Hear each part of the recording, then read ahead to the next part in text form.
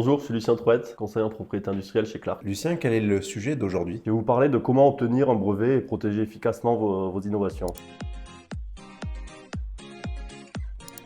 Qu'est-ce qu'un brevet exactement? On peut voir le brevet comme un droit d'interdire. Peux-tu caractériser un peu qu'est-ce qu'un brevet international et quelle est en fait la portée d'un brevet? Le terme brevet international est un peu un abus de langage parce qu'il n'existe pas proprement parler de brevet international. Mais le brevet, c'est un titre de propriété, il octroie ce droit d'interdire sur un territoire donné. Donc il y a un principe de territorialité, donc un brevet français vous protège en France. Après, il y a toute une stratégie de protection à mettre en œuvre suivant votre marché et vos concurrents pour définir votre protection à l'étranger. Donc on va parler d'extension à l'international et d'une protection dans des territoires de vos choix. Dans ce cas-là, lorsque je dépose un brevet, est-ce que je peux le déposer sur un territoire particulier et ensuite étendre plus tard? Tout à fait possible, oui, il y a ce qui s'appelle le droit de priorité, qui est un droit qui naît du dépôt d'une première demande de brevet et qui permet, dans un délai de 12 mois, d'étendre votre protection à l'étranger. Quels sont les coûts associés au dépôt et au maintien du brevet? On va distinguer trois types de frais. Il va y avoir les frais avant le dépôt, donc c'est surtout des honoraires de rédaction.